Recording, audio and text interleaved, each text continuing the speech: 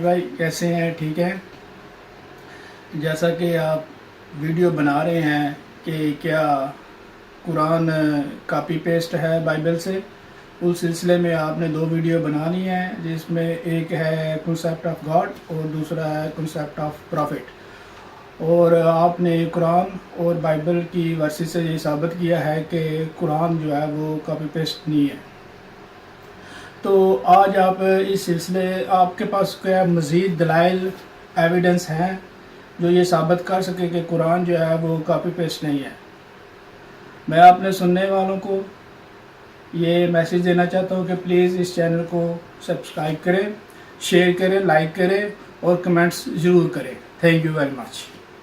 वालेकुम अस्सलाम जुल्फ़कार भाई, हमने देखा पिछली दो वीडियोस में कि हमने बाइबल मुक़द्दस की रोशनी में देखा और कुरान हकीम की रोशनी में हमने देखा कि खुदा का तसव्वुर क्या है, वो क्लियर हो गई बात। उसके बाद हमने अंबिया अलैहिस्सलाम का तसव्वुर कुरान हकीम में देखा और बाइबल मुक़द्दस में देखा, और वहाँ पर भी हमें पता चला कि यकसर मुख्तलिफ डायमेंशंस में कुरान हकीम ने अंबिया अलैहिस्सलाम को और खुदा के तसव्वुर को पेश किया, बल्कि बाइबल मुक़द्दस के तसव्वुर को, मौजूदा बाइबल मुक़द्दस के तसव्वुर को, सो कॉल्ड बाइबल मुक़द्दस के तसव्वुर को रद्द करके उसको करेक्ट करके पेश किया। लेकिन ये बड़ी ज़्यादती होगी कि हम ओल्ड टेस्टामेंट के रसूलों का तो जिक्र करें और न्यू टेस्टामेंट में जो रसूल हैं उनके बारे में हम बात ना करें, तो ये तो बहुत ज़्यादती वाली बात है। तो मैं तो कम अज़ कम ऐसा जुल्म नहीं कर सकता। मैं दोस्तों के सामने ये कॉन्सेप्ट भी रखना चाहता हूँ ताकि मसीही दोस्त भी इस्तेफ़ादा करें और मुस्लिम दोस्त भी इससे फ़ायदा हासिल करें। तो देखते हैं कि किस तरीके से रसूलों को मुंतखब किया जाता है और न्यू टेस्टामेंट के जो रसूल हैं उनका किरदार क्या है और किन बुनियादों पर उनको इतनी फजीलत बाइबल मुक़द्दस ने दी, और क्या फिर कुरान हकीम ने इसको कॉपी किया या नहीं किया।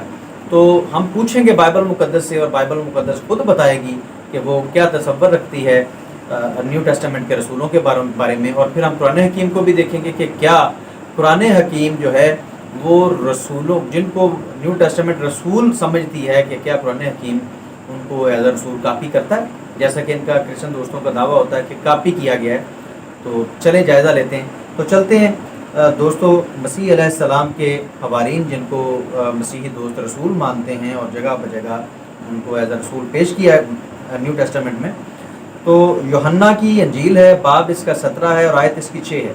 देखिए कि पहले आइडिया तो होना चाहिए ना कि बाइबल मुक़द्दस उनके बारे में कैसा अजीम तसव्वुर पेश करती है और फिर उनकी किस तरीके से किरदार कशी करती है। तो यूहन्ना बाब 17 और आयत 6 में लिखा हुआ है कि शागिर्द तेरे थे, यानी खुदा के थे, और उन्होंने तेरे कलाम पर अमल किया।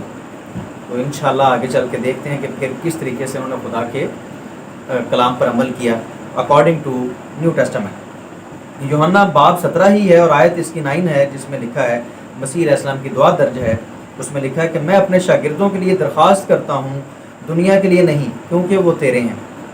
यानी कि जो खुदा के हैं उनके लिए मसीह अलैहिस्सलाम दुआ करते हैं और दुनिया के लिए वो दुआ नहीं करते। यूहन्ना बाब 17 आयत 16 में है, जिस तरह मैं दुनिया का नहीं, वो यानी शागिर्द और रसूल वो भी दुनिया के नहीं।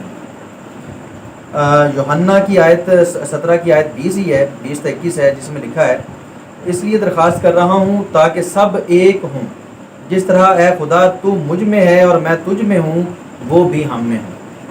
यानी कि बाइबल मुक़द्दस बता रही है कि जनाब मसीह अलैहिस्सलाम के जो रसूल हैं खुदा उनमें रहता है। खुदाई मखलूक है और आसमानी मखलूक है, वो दुनिया की मखलूक ही नहीं है। तो आगे चल के आयत नंबर 22 में लिखा है, जो जलाल मसीह को खुदा ने दिया वो जलाल मसीह ने अपने शागिर्दों को दे दिया।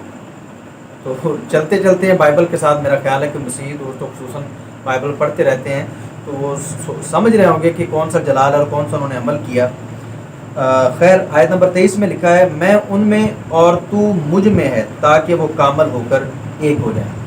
तो दोस्तों, ये थी उनके बारे में मसीह अलैहिस्सलाम के अकॉर्डिंग टू बाइबल मसलूब होने से पहले के जो वाक़यात हैं, मसीह अलैहिस्सलाम की राय, मसीह अलैहिस्सलाम की दुआ और मसीह अलैहिस्सलाम का उनके लिए जो आइडिया है रसूलों के बारे में, वो किस तरीके से पेश किया कि वो इस दुनिया के नहीं, एक आसमानी मखलूक हैं और खुदाई मखलूक हैं जिनमें खुदा बसता है। तो अब देखते हैं कि फिर उनका किरदार जो है मौजूदा बाइबल, सो कॉल्ड बाइबल, किस तरीके से हमारे सामने पेश करती है। तो सबसे पहले तो मैं मुश्तरका तौर पे जहाँ पर सब रसूलों का जिक्र है, मैं आपको वो हवाला देता हूँ।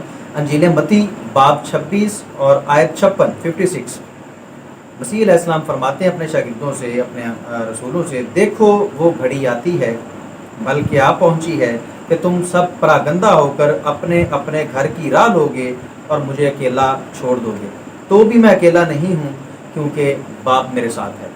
आपने देखा कि पहले मसीह अलैहिस्सलाम फरमा रहे थे कि ये वो मखलूक है जो दुनिया की नहीं है बल्कि आसमान से नाज़िल हुई है, आसमानी मखलूक है और इनके अंदर खुदा बसता है। और अब मसीह अलैहिस्सलाम कह रहे हैं कि तुम तो मुझे छोड़कर भाग जाओगे, वो घड़ी आ गई। इस तरीके से क्या वो खुदा का जलाल बुलंद करेंगे? अब देखिएगा कि मज़ीद खुदा का जलाल किस तरीके से बुलंद करते हैं ये रसूल जिनको न्यू टेस्टामेंट कहता है। मरकज़ बाब 14 आयात 50 से 52 तक हैं। इसमें लिखा है, उस पर सब शागिर्द उसे छोड़कर भाग गए। तो ये खुदाई मखलूक है जिनमें खुदा बसता है। जब मुसीबत देखी तो सब भाग गए, मगर एक जवान अपने नंगे बदन पर महीन चादर ओढ़े हुए उसके पीछे हो लिया, यानी मसीह अलैहिस्सलाम के पीछे। जब उसे लोग लेके जा रहे थे उसे लोगों ने पकड़ा, मगर वो चादर छोड़कर नंगा भाग गया। ठीक है जी। उसके बाद मज़ीद देखते हैं, एक हवारी हैं जिनको मसीह अलैहिस्सलाम का महबूब तरीन रसूल माना जाता है, उनका नाम है पतरस। अब पतरस के बारे में जो है वो सो कॉल्ड बाइबल क्या कहती है, न्यू टेस्टामेंट। पतरस के बारे में मसीह अलैहिस्सलाम फरमाते हैं मरकज़ के बाब 8 में और आयत 33 में, ऐ शैतान मेरे सामने से दूर हो जा। थोड़ी देर पहले हमने देखा था कि उसके अंदर खुदा बसता और अब वो शैतान बन गया। ऐ शैतान मेरे सामने से दूर हो जा, तो खुदा की बातों का नहीं आदमियों की बातों का ख्याल रखता है। यानी कि ये वो वही मखलूक है जिसको आसमानी और खुदाई मखलूक होने का शर्फ हासिल है। अब वो शैतानी मखलूक भी बन रहे हैं, बल्कि शैतानी मखलूक क्या, वो शैतान ही उन्हें मसीह अलैहिस्सलाम ने करार दे दिया अकॉर्डिंग टू न्यू टेस्टामेंट मरकज़ की अंजील। तो पतरस जो है उसका मज़ीद कारनामा देखें कि पहले तो कहानी घड़ी हुई है कि मसीह अलैहिस्सलाम को मसलूब किया गया, उनको लेके गए। तो जब वो लेके जा रहे थे तो पीछे पीछे पतरस आ रहा था। तो इसको जिक्र किया मरकज़ बाब 14 और आयत नंबर 71 में कि जब लोगों ने कहा क्या तू भी मसीह के साथ है, यानी कि पतरस से पूछा कि क्या तुम भी मसीह अलैहिस्सलाम के साथ हो, तो पतरस लानत करने लगा और कसम खाने लगा कि मैं इस आदमी को जिसका तुम जिक्र करते हो नहीं जानता। तो क्या खूबसूरत अंदाज से अंबिया का नाम पहले बदनाम कर चुके, उसके बाद इन्होंने खुद से अंबिया मुंतखब किए और उनका भी ये किरदार इस तरीके से पेश कर रहे हैं कि ये कुछ चादरें छोड़ के भाग जाते हैं, कुछ वैसे ही डर के भाग जाते हैं और कुछ अगर कोई पीछे आ जाता है तो वो पैगंबरों पे लानत करता है। अस्तगफिरुल्लाह। ये कॉन्सेप्ट आप पूरी अपना ओल्ड टेस्टामेंट में से भी पढ़ सकते हैं कि कम अज़ कम किसी पैगंबर ने, किसी रसूल ने रसूलों को या खुदा को गालम गलौज नहीं किया, लानत नहीं की उस पर। तो जाहिर बात है ये न्यू टेस्टामेंट के रसूल हैं तो इनमें कुछ खास तो होना चाहिए था। तो न्यू टेस्टामेंट बता रहा है कि ये जिसको खुदा बना के पेश करते हैं या कभी रसूल भी मान लेते हैं, तो पतरस जो उनका रसूल था उन पे लानत करता है और उनको झुठलाता है। आगे चलते हैं, मुक़द्दस पौलुस भी हैं माशाल्लाह, जिनको क्रिश्चियनिटी मुतफ़िक़ा तौर पर मुक़द्दस रसूल मानती है।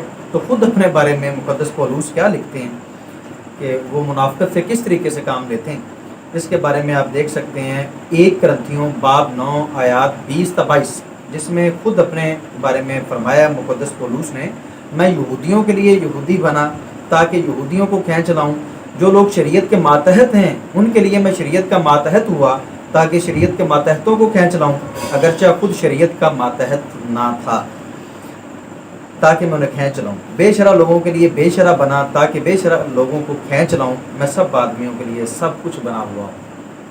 तो ये नायाब रसूल हैं पूरी क्रिश्चियनिटी में से, बाइबल में से जो मुझे मिले हैं, क्योंकि जितने भी अंबिया आए हैं कम अज़ कम वो खुदा का क्लियर कट पैगाम लेके आते हैं, हत्ता कि मसीह अलैहिस्सलाम भी।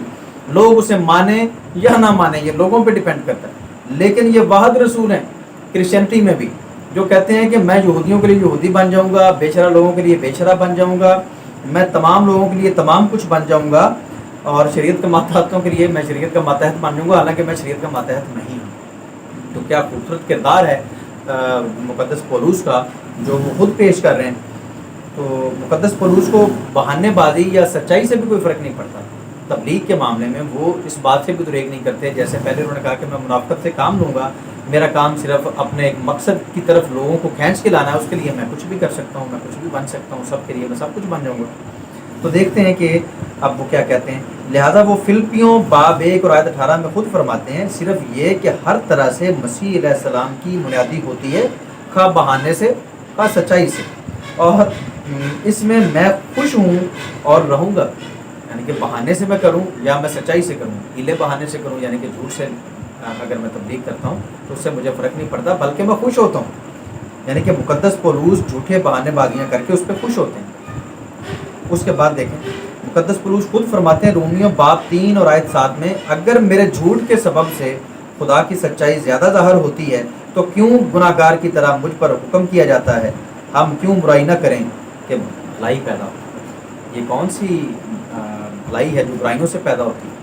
تو انبیاء سے یہ کام جو ہے وہ خدا نہیں لیتا، بلکہ وہ سچائی پہ چلنے والے لوگ ہوتے ہیں اور وہ سچ بولتے ہیں، نہ کہ وہ جھوٹ بول کے سچ کو پیدا کرنے کی کوشش کرتے ہیں، لوگوں کے سامنے منافقت کرتے ہیں۔ قرآن حکیم تو سب دوست واضح طور پہ جانتے ہیں کہ ایک آیت اکثر پوچھی جاتی ہے لکراہ فی الدین، کہ دین میں کوئی زبردستی نہیں ہے، دین ایک ضابطہ حیات ہے، لوگوں کے سامنے رکھیں، جس کو پسند آتا ہے قبول کرے، جس کو نہیں آتا نہ کرے۔ تو یہاں پر تو ہم یہ طریقہ اپنائیں گے کہ جھوٹ بولیں، بہانے بازی کریں یا جو مرضی کریں، لیکن ہمیں لوگوں کو کھینچ کے لانا۔ یہ نایاب رسول ہیں۔ اور رومیوں کے نام خط باب 14 اور آیت 14 میں مقدس پولوس یوں فرماتے ہیں، مجھے یقین ہے کہ کوئی چیز بذات خود حرام نہیں ہے، لیکن جو حرام سمجھتا ہے اس کے لیے حرام ہے، یعنی کہ ایک بندہ کسی حرام چیز کو حرام نہ سمجھے تو اس کے لیے حرام نہیں۔ وہ کہتے ہیں کہ وہ کوئی چیز حرام ہے ہی نہیں ہے، بلکہ ہم جس چیز کو حرام سمجھیں وہی ہمارے لیے حرام ہے۔ تو آپ دیکھ سکتے ہیں کہ پھر انجیل متی میں خصوصاً جب مسیح علیہ السلام نے مریم مگدلینی کو پیغام دیا، ان کی یہ ساری حرکات دیکھ کے کہ کوئی ننگا بھاگ گیا، کسی نے لعنت کی اور کسی نے جو ہے وہ بات پوچھنا بھی گوارا نہ کی، اس حد تک دور فرار ہو گئے۔ تو یہ آسمانی مخلوق ہے جس کو بائبل مقدس نے ہمارے سامنے پیش کیا ہے، یہ نیو ٹیسٹامنٹ کے نبی ہیں، اور آپ نے دیکھ لیا کہ یہ رسول جو ہیں واقعہ ہی نایاب رسول ہیں، کیونکہ انبیاء کی ہسٹری میں ایسا واقعہ کسی نے نہیں کیا تھا۔ تو اب دیکھتے ہیں کہ کیا قرآن حکیم نے اس بیان کو کاپی کیا۔ تو اس کے لیے آپ دیکھیں حواریان عیسیٰ علیہ السلام جو ہیں، قرآن حکیم پہلی بات تو کیٹاگوریکلی ان کو مسیح علیہ السلام کا شاگرد ڈکلیئر کرتا ہے، ان کو رسول نہیں کہتا۔ تو اس کے لیے اب سورہ آل عمران کی آیت نمبر 52 دیکھ سکتے ہیں، جس میں لکھا ہے، جب عیسیٰ نے محسوس کیا کہ وہ لوگ کفر اختیار کر رہے ہیں، یعنی کہ عیسیٰ علیہ السلام کی قوم، تو بولے اللہ کی راہ میں کون میرا مددگار ہے؟ سب لوگوں کے بیچ میں کھڑے ہو کے کہتے ہیں کہ اللہ کی راہ میں میرا کون مددگار ہے؟ حواریوں نے کہا ہم اللہ کی راہ میں تمہارے مددگار ہیں، ہم اللہ پر ایمان لائے ہیں اور آپ گواہ ہیں کہ ہم فرما بردار ہیں۔ مزید دیکھتے ہیں سورہ صف آیت نمبر 14 میں لکھا ہے، اے ایمان والو اللہ کے مددگار بن جاؤ، جس طرح عیسیٰ ابن مریم نے حواریوں سے کہا کون ہے جو راہ خدا میں میرا مددگار ہے؟ حواریوں نے کہا ہم اللہ کے مددگار، یعنی کہ قرآن حکیم ان کے اندر ایک تو ان کو رسول ڈکلیئر نہیں کرتا، اور دوسری بات یہ کہ قرآن حکیم ان کو آئیڈیل شخصیت کے طور پہ پیش کرتا ہے کہ اپنے زمانے میں مسیح علیہ السلام کے حواری اس طرح پختہ ایمان کے لوگ تھے کہ انہوں نے اللہ کی راہ میں لغزش نہیں دکھائی، اور ہمیں بھی چاہیے کہ جس طریقے سے مسیح علیہ السلام کے حواری ثابت قدم رہے، ہم بھی اسی طرح ثابت قدم رہیں۔ قرآن حکیم کے مطابق جناب مسیح علیہ السلام کے جو شاگرد اور حواری تھے وہ ثابت قدم رہنے والے لوگ تھے، اور ہم نے بائبل مقدس نیو ٹیسٹامنٹ میں دیکھا کہ کس طریقے سے ان کی کردار کشی کی گئی، وہ عظیم لوگ تھے۔ قرآن حکیم نے ان پر یہ تمام لگے ہوئے الزامات دھو دیے اور بتایا کہ وہ ایسی شخصیات نہیں تھیں کہ جو ڈر کے بھاگ جائیں، بلکہ وہ خدا کے رسول کے مددگار تھے، اور ایسے لوگ تھے کہ ان کی تقلید کرنی چاہیے کہ کس طریقے سے ثابت قدم رہا جاتا ہے، ان سے ہمیں درس اور سبق لینا چاہیے۔ تو میرے دوستو، آپ نے بائبل مقدس کو بھی دیکھ لیا، بائبل مقدس کے بیانات کو بھی دیکھ لیا، جناب مسیح علیہ السلام کے حواریوں کے بارے میں اور قرآن حکیم کے بارے میں۔ تو ہم نے دیکھا کہ قرآن حکیم نے کاپی اس معاملے میں بھی نہیں کی، بلکہ کریکشن کی۔ تو میں اپنے مسیحی دوستوں کو پھر سے دعوت فکر دیتا ہوں کہ تھوڑا سا غور کریں، سوچیں، کیونکہ سوچنا اور غور کرنا میرے مسیحی دوستوں کوئی جرم نہیں۔ تھوڑا سا غور کریں اور سوال کرنے سے پہلے ضرور گریبان میں جھانک لیا کریں، تاکہ بعد میں شرمندگی کا سامنا نہ کرنا پڑے۔ انشاءاللہ اگلی ویڈیو تک کے لیے اللہ حافظ۔